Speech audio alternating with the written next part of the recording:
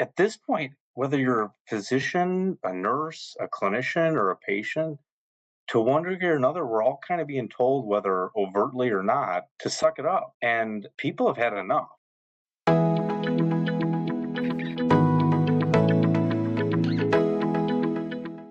Welcome to Be Empowered, the podcast. This is a podcast where we dive into the realities of healthcare and entrepreneurship. We offer our opinion, unfiltered, unapologetic, and always with a dose of empowerment. We're here to amplify voices, yours and ours, challenge the status quo, and explore what it truly means to thrive. So let's get into it. I'm Dr. Santoshi Bilakota. I'm Dr. Shalom Mokbel. And today we have a very special guest. We have Dr. Todd Otten, a board certified family physician and co founder of our Quadruple Aim, a movement redefining how we think about patient care by focusing on experience, quality, cost, and provider wellness. He's also the co author of Ripple of Change, which exposes the dysfunction in healthcare and offers real, actionable solutions for lasting change. Through his advocacy work with Medicine Forward and his new documentary, Suck It Up, Buttercup, Dr. Otten continues to push for healthier, more sustainable future for both patients and their doctors. So thank you so much for joining us today. I loved the beginning and what you talk about and some of the elements of it. I mean, in a word, I would say that's my jam. Maybe the only subtle correction I would say, and I'll add it into levity because I used to tell all my patients this anyways. It's pronounced rotten without the R. So just drop off the R. Rotten. Got And it. so think Otten, or think rotten, drop off the R, and you'd be all good. So tell us what inspired you to get involved with Suck It Up Buttercup. Like, how did that idea originate? Well, I can't take full credit for the original idea of the documentary. That actually goes to my physician executive producer, Marianne Wilbur. Marianne is a gynecologist who stepped away a few years ago, essentially from systemic abuses that were going on. And I won't get into the detail. I'm sure you can imagine. But she wrote a book called The Doctor's No Longer In. And it was her dream to create a documentary really exposing what's going on, how it's affecting physicians, and showing the American public like the reality of the healthcare space. Um, I got involved for a few reasons. One, I'm friends with Marianne, and so that was probably a good starting point, I suppose. But two, I've got a pretty robust network at this point, and I've also got a unique background in investing and fundraising to a certain extent. And so we leveraged some of those skill sets to really kick this off. And interestingly enough, the first set of interviews we did was after attending a conference at NYU Langone. We were there for the Burnout Symposium in November of 2024. I'm trying to make sure I got my years right here. Anyways, we interviewed Wendy Dean and Kim Downey and a handful of other people. And from there, the momentum just built. And so in regards to the title, I don't want to spill the beans per se, but at this point, whether you're a physician, a nurse, a clinician, or a patient, to one degree or another, we're all kind of being told, whether overtly or not, to suck it up. And people have had enough, and so we're excited about it. The timing's right. I believe the timing is right for what we're doing for sure. I know I was reading a little bit about your bio on the website, and you've had a really long career. Do you mind kind of getting or going through the timeline of your medical practice and your journey in medicine, and what kind of led you to physician advocacy and also Oh, healthcare advocacy? Because I think this also advocates for patients. 100. Yeah, and I would agree with that last part of it. Absolutely. So, yeah, I've got a few gray hairs that have developed over the years at this point. You could say I graduated school 2002, and at the time, I'm not going to read you my CV. I'll just give you kind of some of the salient points here because I think there are several key moments that led to where I'm at now. Thought I wanted to be a trauma surgeon, realized the training was traumatic a little bit as I did it the year before the 80-hour work week is when I started. So there was a tipping point for me there. I realized like this isn't for me. Thank goodness I was in the U.S. Navy at the time. I trained as a flight surgeon, total misnomer. It's really primary care. I loved it. It was like at times being a doctor in a fraternity with all the pilots and stuff. So fast forward through my time in the service, coming back to Michigan, doing my residency in family medicine, I joined a critical access hospital, and most of it was amazing. Like seeing patients is such a joy. That's not the problem in medicine. It's all the other stuff, right?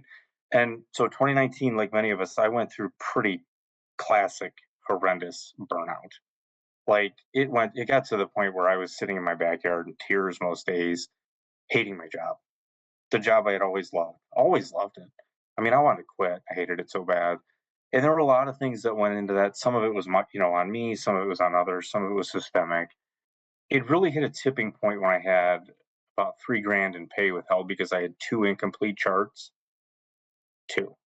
Two charts needed one box checked by a medical assistant of all things. Like I couldn't even close them. It was insane. I was ready to quit. My CEO is a good man. He gave me some time off. I took it, but it took about 2 years to recover from that. I was broken for a while. I was not the same confident young leader that I had been. It's probably 2 years into that recovery, I started writing Ripple of Change. And that started off probably more catharsis, to be honest with you. I wrote a poem called Medicine is a World of Gray, which is kind of a dark look at primary care. Then I wrote a chapter called Anatomy of Burnout, which is when a physician is getting burned out, how does it affect not just that individual, but all the concentric circles of people around them, family, friends, colleagues, least of which is patients? I mean, it is a negative impact on thousands of people if you really think about it. Another key moment for me was August 2nd, 2022. I went into a meeting about facilities. I had taken over a new clinic and it was amazing, beautiful culture, retention was high, busting at the seams with patients. And the administration is like, we got a good idea. We can save money on rent. We're going to move you back to the town you got burned out with no warning. I resigned the next morning. I'd been there almost 13 years at that point. That was the end of, I stayed on to the end of the year, did the best I could transitioning patients, but that led me on the journey of publishing the book, networking, advocacy, getting connected with Medicine Forward, and all these other amazing physicians, which then led me to meet Marianne. And now we're working on, here, I'll stand up. Now we're working on a documentary. Here's one of the logos. You can see the corporate snake eating the other snake, if you will. So unbalanced, unlike as it should be. In my career, I've had 4 of my colleagues die by suicide, including one of my friends that I went to medical school with, including one of my mentors who I worked side by side with as a family physician for 3 years. The day after his funeral, I went to work, stuffed it in a box. Insane. Completely insane. We all know multiple physicians that went through the same thing. It gets to a point where it's unsustainable, and unfortunately, those physicians don't want to quit medicine altogether. That's why, we think that it's important to talk about these issues, so you don't get to that point. You don't get to the point where you want to just quit clinical medicine altogether. Did your background as a family physician help influence the stories that you chose to focus on in the documentary? Maybe in a way. Yeah, maybe in a way. I mean, I think, as a family physician, you joke, a little bit about a lot of things, right? Jack of all trades, master of none at times, sort of that self-deprecating humor a little bit. So I think it allowed me to explore, and Marianne to explore, just a multitude of stories from a whole host of different stakeholders. And the beauty of doing that, we've got pediatricians, we've got orthopedists. I'm trying to think what other specialties are represented now that I'm talking about this. Obviously, family physicians, obstetricians, gynecologists. Oh, there's ER doctors. There's a whole host of individuals that are involved in this, which I think is important, to get that variety. Like this, the things going on in the healthcare delivery space are not just impacting one specialty. I mean, it's impacting everything in a not great way if you think about it. So I think from that perspective, it really allowed us to get a nice breadth of voices, if you will. How did you connect with all of these folks? It seems like multiple specialties that are weighing in, because a lot of us feel the same way, but it takes a lot of bravery to speak up because you have to worry about retaliation either from your workplace or from your colleagues. Yeah, so there's probably several layers to answering this question. I think, like from a personal perspective, I joke that sometimes I'm naively fearless, which is maybe a good trait to have. Maybe at times it's not the best trait. I think for me over time, at least for me, I didn't have the financial or the golden handcuffs that a lot of us have. Like, I went through the service. I made some good choices with investing over the years, so I had the financial flexibility, which allowed me to be a lot more vocal whether they were going to retaliate or not. I was like, well, go ahead, fire me. Like, what are you going to do? Like, I'm a family physician. I'm pretty sure I get a job anywhere. So that was part of it. But the fear is definitely a problem. To answer your question about how did we get all these amazing voices and people to actually speak up, It was a process without a doubt. And so, rewind the clock a good 2 years ago, I was finishing up Ripple of Change. We published in May of 2023. And then after that, I was like, well, okay, the book's done. Now what? And I'm like, I got all this energy. Like, I feel like I have a skill set I can use. I'm going to just start talking to people and see what happens. It really accelerated for me personally when I got on LinkedIn. That was like throwing an accelerant on a fire. And I started meeting all kinds of individuals and just having casual conversations, like no expectations, like learning what they do, learning what their goals are, learning, what fears they have, their why, all these things. And I have a good natural ability for kind of remember people and their names and faces. Perhaps you could say I'm a super connector now, if you want, I suppose. But it was through that process of just talking to individual after individual after individual after individual that ultimately I was like, well, this person knows this person, and I've become friends with them. I'm going to reach out to them and see if they can knock on this door. And I'll give you a good example, and perhaps the story will highlight this. So, September of 2023, I went to the Patient Experience Symposium with a friend of mine, Sean Nason, good guy. Anyways, was just there to kind of soak things in, meet some people, what have you. Camille Burnett, who is the VP for Health Equity at IHI, gave a talk, and I was just like on the edge of my seat. It was one of those talks where it's sort of like it was on the edge of like the truth and possibly offending people, but the reality of things. So I'm like, this woman is freaking brilliant. No idea who she was prior to that. And I'm like, well, I need to get her attention. And I'm like, I'm going to give her a standing ovation. I don't care if anybody else stands up. She's going to see my eyeballs, and I'm going to lock eyeballs with her. And then I'm going to run up to the stage and hand her a copy of the book I wrote. And that's exactly what I did. And she looked at me, made eye contact, ran up to her, gave her a copy of the book, no expectations. I think I wrote a note, say, "Hey, Camille, it was amazing speech. Love to chat with you sometime." And that was the end. Fast forward a couple months, we met. We stayed in touch over the years, and she works at IHI, and Don Berwick obviously worked at IHI and is a very influential voice.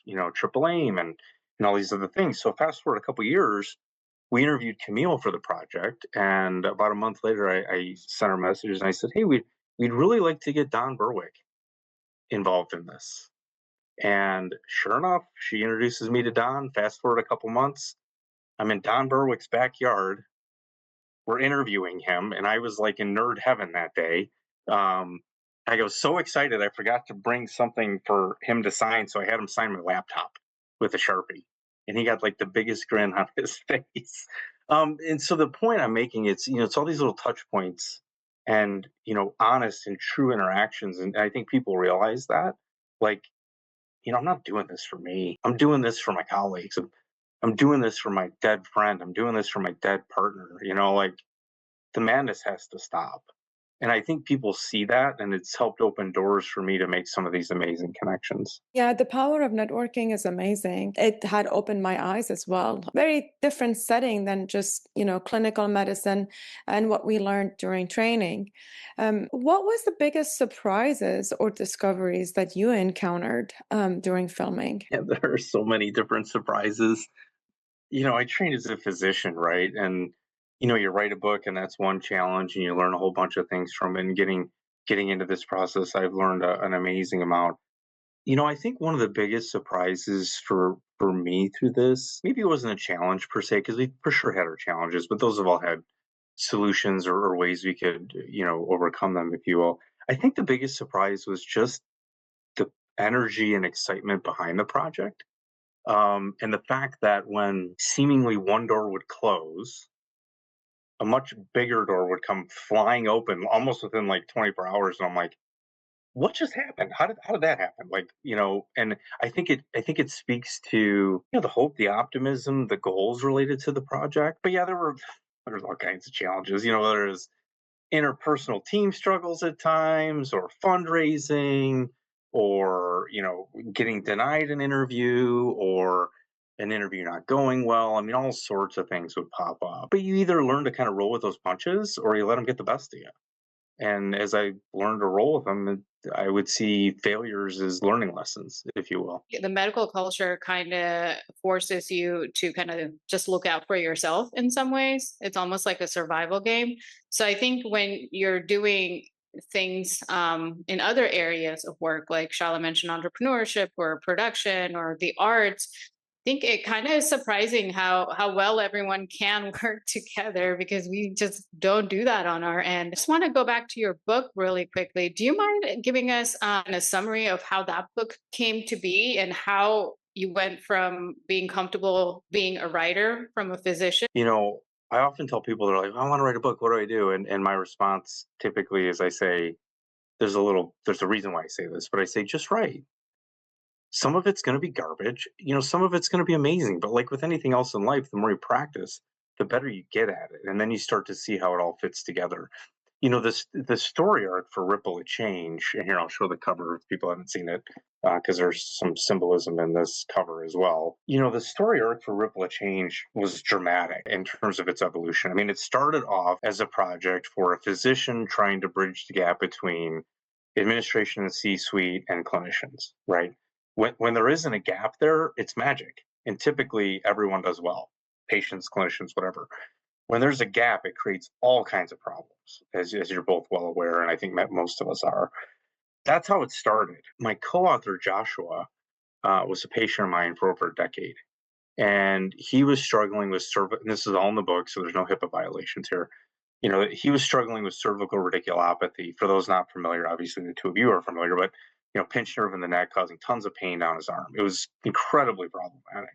And we tried like every modality under the sun: therapy, injections, different analgesics. The list goes on and on and on.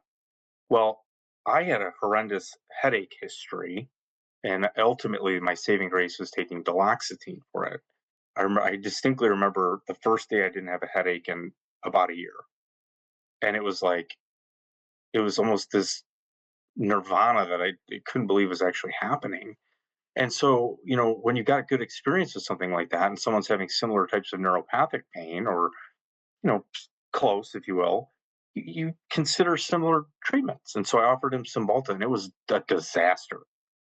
He had side effects being on it. The story went from trying to bridge the gap between clinicians and administrators to really interweaving my mess through burnout and really the mess I created for him with the prescription and the subsequent catharsis to a degree for both of us, with an overarching theme that everyone can play their part in fixing healthcare. We've got to get out of this mode of learned helplessness because our voices do matter.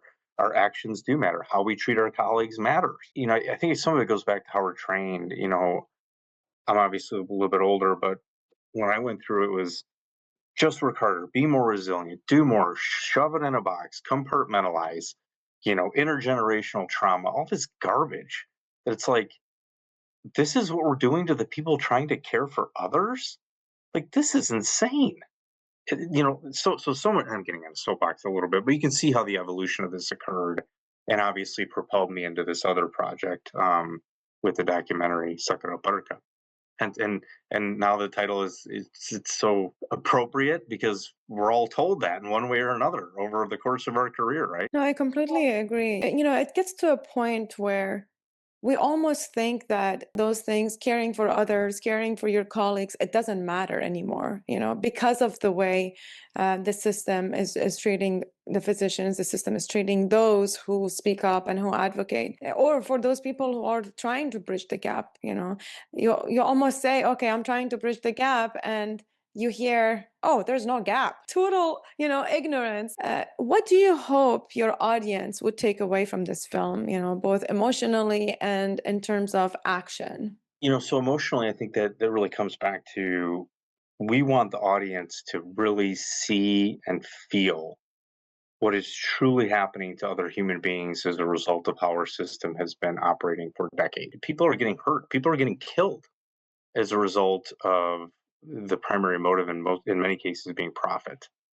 And that's sad, and I think with our couple fold call to action, unlearning learned helplessness, that notion that your efforts, your voice does matter. And I often talk about time, talent, and treasure.